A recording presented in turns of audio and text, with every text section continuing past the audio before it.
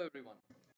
Welcome to my online channel, The Palm Leaf. This is video number 28 in the Data Analytics and Visualization series. We're going to continue from where we left in the previous video. In the previous video, just a quick recap, we looked at the str underscore sub function, and it was used to find a subset given a starting point and an ending point, right? And we looked at two different possibilities where you hard code the number, right, or where you can look at it dynamically. Right, so that's where we ended in the previous video. Let's try and look at the other functions in this regard. Right, so first and foremost we'll be looking at the str underscore subset function, and the syntax is pretty simple. It's just str underscore subset, and in the parenthesis you will mention string and pattern.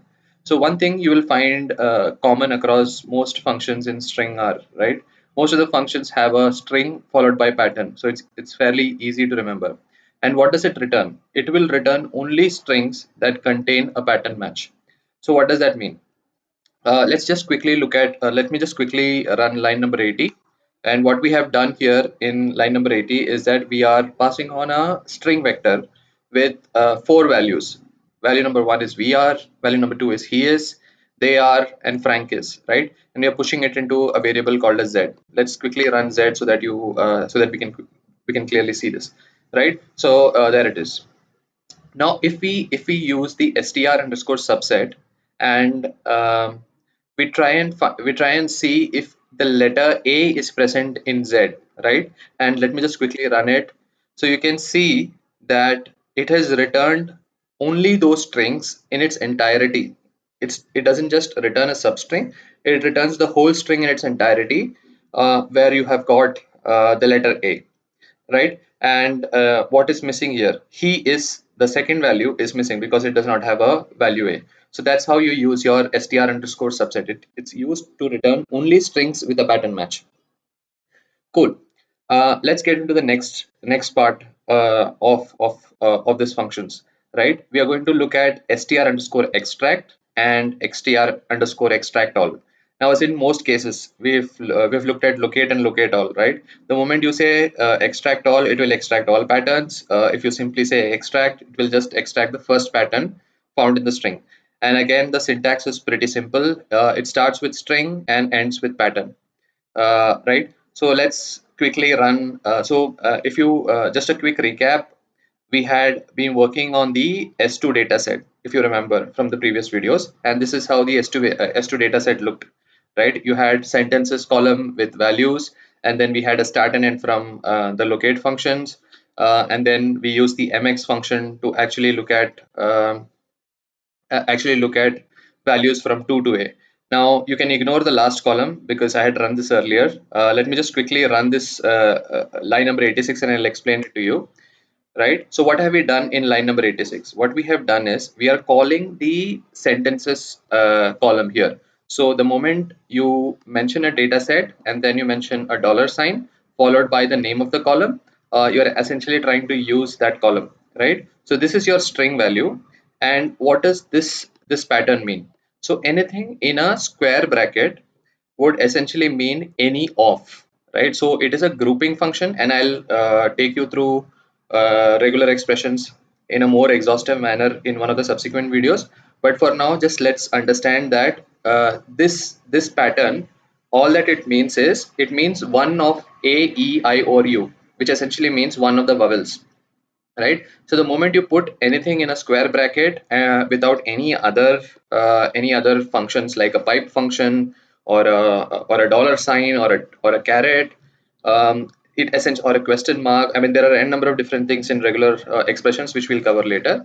But essentially, if you have a plain vanilla letters, it means any of, right? So what we're trying to do is we're trying to extract using str underscore extract any vowel, right? The first vowel that is coming, because we are using str extract and not str extract all, we are trying to identify the first vowel in the sentences, right? And I'm trying to push it to the my column, right? We are going to create a new column as I showed you. Now let me just run it, and it's exactly the same thing that I showed you earlier, right? So you have a my column and you will get the first vowel in the sentences column.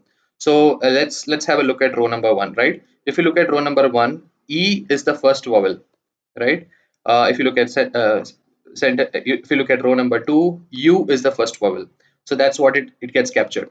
So now you would have understood how flexible using STRINGR packages, right? Because you can pass on a pattern and it will try and extract that for you. Let's see how extract all functions. Now I don't want to run extract all on a data set because it might throw up a number of different things. We'll potentially have to use a for loop and then use str extract all, so that we can try and control it, or we can try and name the columns accordingly. So let's look at a simple vector, right? Let me run line number 87, which I have done now, and it has got three values: AA, AB, and XUI, right? And I'm going to use extract all, and I'm going to say in Z, give me A, right? Let me run line 88, and what do I get? I see that I get both the A values in the first value because it was AA, and then I don't have anything in the third value, and I have got a single A being returned in the second value, right? So in AB I have only one A, so it returned only one A. Here it had two A's, so it returned both the A's. Here there is nothing, so it did not return anything. So that's how the extract function works. Hope that was fairly okay. Right. So before we close, let's look at the str match and match all functions. Now, what does match function do? Again, the syntax is pretty much the same. It's string followed by pattern. It returns the first pattern match, which is found in each string, right? And it returns it as a matrix with a column for each group. And I'll explain what that means, right? First of all, let's pretty much look at a basic function. So what are we trying to do? Let me run line number 95 and see what has happened. So what are we trying to do? We are trying to identify, we are giving a string called as hello world, and we are going to identify something like a dot zero, right? So in R, we have already looked. The moment you mention dot like this, like a plain vanilla dot, it means that it stands for any character other than a new line. So when that is followed by O, it will just go and detect any character followed by NO. So here LO is that character, right? So hence it is returned LO. So that's how it matches that value and returns back.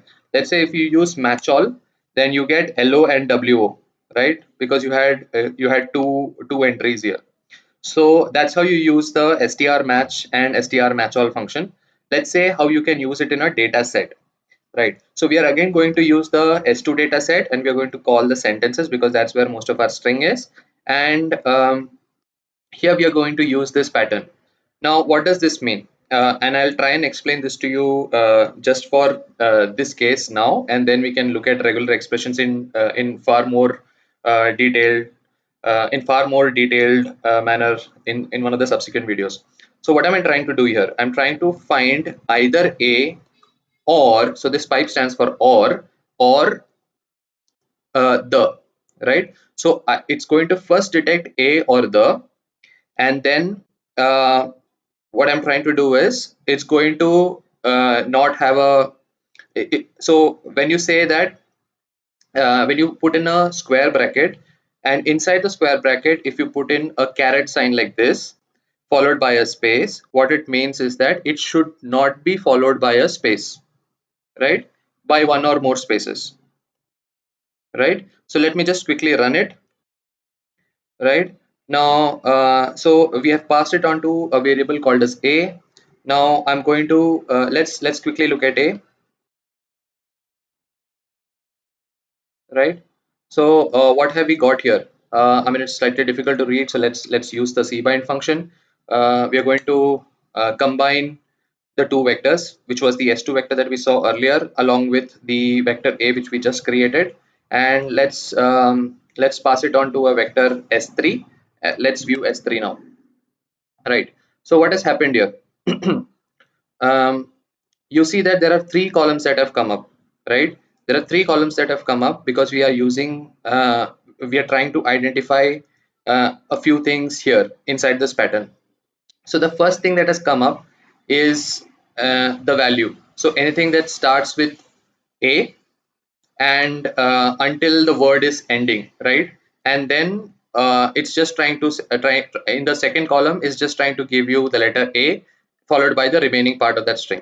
So what has happened here is, because the first row had a phrase which started with A, and you wanted it to continue till a space and give you all different combinations. It's just identified A here, right? And then it went till the end of that word. So that's what you see in column one. Um, in column 2, you will have just the exact pattern match for the first group, and then the second group, right, which is NOE. So that's what you essentially get using an STR match. In STR match, you will get groupings. You will get separate columns for each grouping, right? Let's just quickly look at some other values here. So again, here A is caught in dark here, and you're getting till the end of that word, which is ARK. That's what you see in column one. Um, you will see the first group match, because the first group was essentially A or the, right, which is this part, and then you had a space, right, one or more spaces. So that's how you kind of segregate it into three different parts. So thank you very much for watching. um, hope to see you in the next video.